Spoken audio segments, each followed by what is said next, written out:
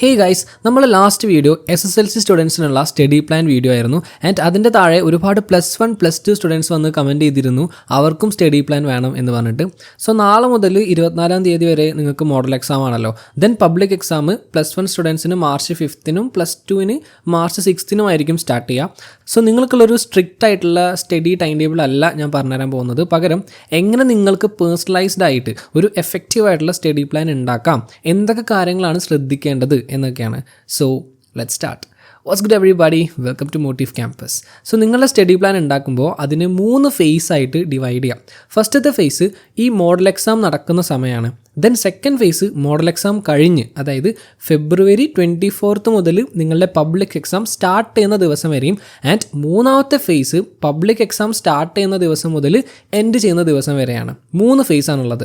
ആദ്യത്തെ ഫേസിൽ, അതായത് മോഡൽ എക്സാമിൻ്റെ ഫേസിൽ നിങ്ങൾ എന്ത് ചെയ്യുക, എക്സാം കഴിഞ്ഞ് വരുന്നു, ഒരു 2 to 3 hours റെസ്റ്റ് എടുക്കുക. അതിനുശേഷം ഒരു 2-3 മണിക്കൂർ നിങ്ങൾ പഠിക്കാനായിട്ട് മാറ്റിവെക്കാം. അതായത് കൺസെപ്റ്റുകൾ, നെക്സ്റ്റ് ദിവസത്തേക്കുള്ള കൺസെപ്റ്റുകൾ പഠിക്കാനായിട്ട് സ്പെൻഡ് ചെയ്യുക. ദെൻ അതിനുശേഷം ഒരു 1 hour പ്രീവിയസ് ഇയർ ക്വസ്റ്റ്യൻസ് നോക്കാനും ഇമ്പോർട്ടൻറ്റ് മോഡൽ ക്വസ്റ്റ്യൻസ് നോക്കാനും ഒക്കെ സ്പെൻഡ് ചെയ്യുക. Don't skip this, it's very important. And അതിനുശേഷം ഒരു 30 മിനിറ്റ് അന്ന് നിങ്ങൾ പഠിച്ച കാര്യങ്ങളൊക്കെ ഒന്ന് റിവൈസ് ചെയ്യുക. അതിന് വേണ്ടിയിട്ട് സമയം ചിലവഴിക്കാം.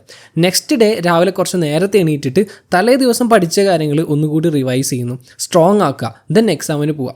ഫസ്റ്റ് ഫേസിൽ ഈ ഒരു മെത്തേഡ് നിങ്ങൾ റിപ്പീറ്റ് ചെയ്യുക. Study concept, analyse previous year questions and revise. That's it. ഇനി സെക്കൻഡ് ഫേസിലേക്ക് വരുമ്പോൾ ഇവിടെ നിങ്ങൾ കുറച്ചുകൂടി സ്മാർട്ട് ആവണം. 2 കാര്യങ്ങളാണ് ഇവിടെ നിങ്ങൾ ആദ്യം ശ്രദ്ധിക്കേണ്ടത്. ഒന്ന്, നിങ്ങളുടെ പബ്ലിക് എക്സാമിൻ്റെ ടൈം ടേബിൾ വന്നല്ലോ, അപ്പോൾ അതിൽ ഓരോ സബ്ജക്റ്റിൻ്റെയും ഇടയിൽ എത്ര ദിവസം ഗ്യാപ്പ് ഉണ്ട് എന്ന് നോക്കി വയ്ക്കാം. ഇത് നിങ്ങളുടെ മൈൻഡിൽ ഉണ്ടായിരിക്കണം. രണ്ടാമത്തെ കാര്യം, നിങ്ങൾ സ്വയം ചോദിക്കുക, നിങ്ങൾക്ക് ഏറ്റവും കൂടുതൽ ബുദ്ധിമുട്ടുള്ള സബ്ജക്ട്സ് ഏതൊക്കെയാണ് എന്നുള്ളത്. കൂടുതൽ ബുദ്ധിമുട്ടുള്ള സബ്ജക്ട്സിന് കൂടുതൽ സമയം അലോക്കേറ്റ് ചെയ്യണം. ഫോർ എക്സാമ്പിൾ, എൻ്റെ കേസ് പറയുകയാണെങ്കിൽ എനിക്ക് ബയോളജിയും ഇംഗ്ലീഷും മലയാളവും ഒക്കെ കുറച്ച് ഈസി ആയിരുന്നു, ബാക്കി സബ്ജക്ട്സ് ആയിരുന്നു ടഫ്. അപ്പോൾ ഞാൻ കൂടുതൽ ടൈം സ്പെൻഡ് ചെയ്തത് ബാക്കിയുള്ള ആ സബ്ജക്ട്സ് പഠിക്കാൻ വേണ്ടിയിട്ടായിരുന്നു. ബട്ട് ഒരാൾക്ക് ബുദ്ധിമുട്ടുള്ള സബ്ജക്ട്സ് തന്നെയായിരിക്കണം എല്ലാവർക്കും ബുദ്ധിമുട്ട് എന്ന് വരില്ല.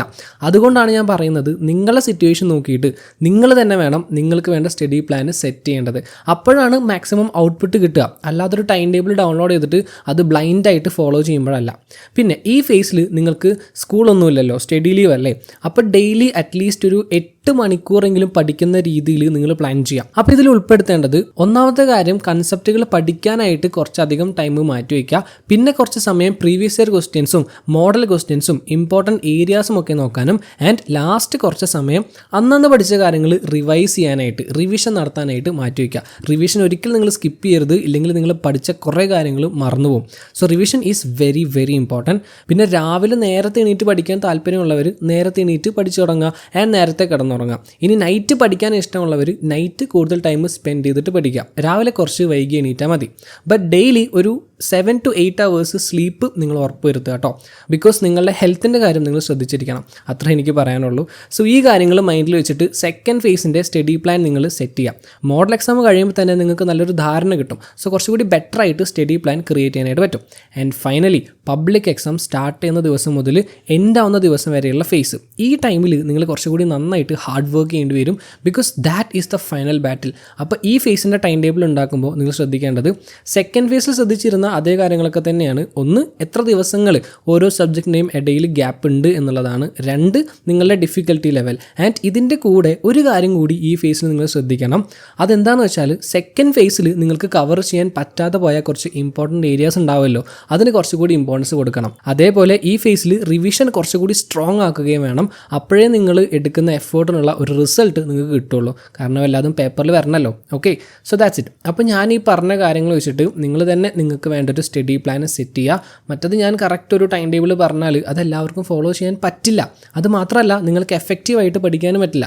അപ്പോൾ അതുകൊണ്ട് നിങ്ങൾ എന്ത് ചെയ്യുക, നിങ്ങളുടെ സ്ട്രോങ് ഏരിയാസും വീക്ക് ഏരിയാസും ഒക്കെ നോക്കിയിട്ട് നല്ലൊരു സ്റ്റഡി പ്ലാൻ ഉണ്ടാക്കുക.